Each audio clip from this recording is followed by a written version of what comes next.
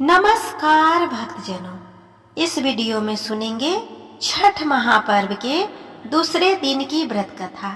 भक्तजनों, जैसा कि आप जानते हैं, छठ महाव्रत 4 दिनों में किया जाता है, जिसमें पहला दिन नहाए खाए होता है और दूसरा दिन खरना होता है। तो आज छठ महापर्व के खरना के शुभ अवसर पर इस वीडियो में सुनेंगे छठी मैया की व्रत की कथा। तो आप लोगों से अनुरोध है, विघ्नहर्ता श्री गणेश का नाम लेकर इस कथा को पूरे ध्यान और भक्ति भाव से सुने, ताकि इस कथा के श्रवण से मिलने वाले शुभ पुण्य फल की प्राप्ति हो। छठ पर्व षष्ठी का अपभ्रंश है। कार्तिक मास की अमावस्या को दिवाली मनाने के 6 दिन बाद कार्तिक शुक्ल को मनाए जाने के कारण इस व्रत को छठ कहा जाता है। यह 4 दिनों में मनाया जाता है और इसमें साफ सफाई का खास ध्यान रखा जाता है। इस त्योहार में गलती की कोई जगह नहीं होती है।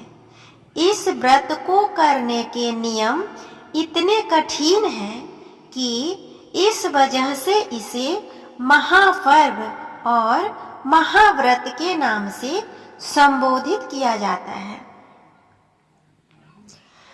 ऐसी मान्यता है कि छठ देवी सूर्य देव की बहन है और उन्हीं को प्रसन्न करने के लिए जीवन के महत्वपूर्ण अवयवों में सूर्य व जल की महत्ता को मानते हुए इन्हें साक्षी मानकर भगवान सूर्य की आराधना तथा उनका धन्यवाद करते हुए माँ गंगा, यमुना या किसी भी पवित्र नदी या पोखर के किनारे यह सूर्य की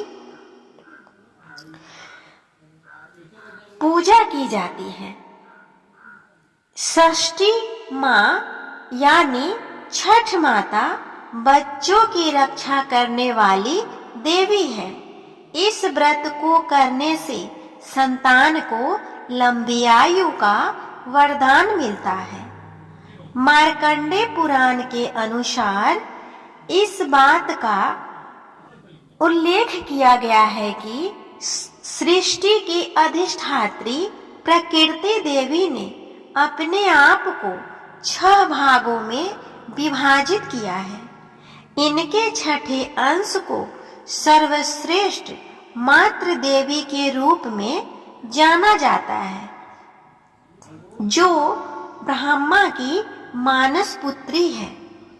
वो बच्चों की रक्षा करने वाली देवी है। कार्तिक मास के शुक्ल पक्ष की षष्ठी को इन्हीं देवी की पूजा की जाती है। शिशु के जन्म के 6 दिनों बाद इन्हीं देवी की पूजा की जाती है। इनकी प्रार्थना से बच्चे को स्वास्थ्य, सफलता और दीर्घायु होने का आशीर्वाद मिलता है। पुराणों में इन्हीं देवी का नाम कात्यायनी बताया गया है, जिनकी नवरात्रि की षष्ठी तिथि को पूजा की जाती है। आइए अब हम इससे संबंधित प्रचलित और पौराणिक कथा का श्रवण करते हैं। इस कथा के अनुसार प्रियव्रत नाम के एक राजा थे। उनकी पत्नी का नाम मालिनी था। दोनों को कोई संतान नहीं थी। इसी बात से राजा और उसकी पत्नी बहुत ही दुखी रहते थे। उन्होंने एक दिन संतान प्राप्ति की इच्छा से महर्षि कश्यप द्वारा पुत्रेष्ठी यज्ञ करवाया। इस यज्ञ के फलस्वरूप रानी गर्भवती हो गई। 9 महीने बाद संतान सुख को प्राप्त करने का समय आया तो रानी को मरा हुआ पुत्र प्राप्त हुआ। इस बात का पता चलने पर राजा को बहुत दुख हुआ। संतान शोक में वह आत्महत्या का मन बना लिया। लेकिन जैसे ही राजा ने आत्महत्या करने की कोशिश की, उनके सामने एक सुंदर देवी प्रकट हुई। देवी ने राजा को कहा कि मैं षष्ठी देवी हूँ। मैं लोगों को पुत्र का सौभाग्य प्रदान करती हूँ। इसके अलावा जो सच्चे भाव से मेरी पूजा करता है, मैं उसके सभी प्रकार के मनोरथ को पूर्ण कर देती हूँ। यदि तुम मेरी पूजा करोगे तो मैं तुम्हें पुत्र रत्न का वरदान दूंगी। देवी की बातों से प्रभावित होकर राजा ने उनकी आज्ञा का पालन किया। राजा और उनकी पत्नी ने कार्तिक शुक्ल की षष्ठी तिथि के दिन वे देवी षष्ठी के पूरे विधि विधान से पूजा की। इस पूजा के फलस्वरूप उन्हें एक सुंदर पुत्र की प्राप्ति हुई।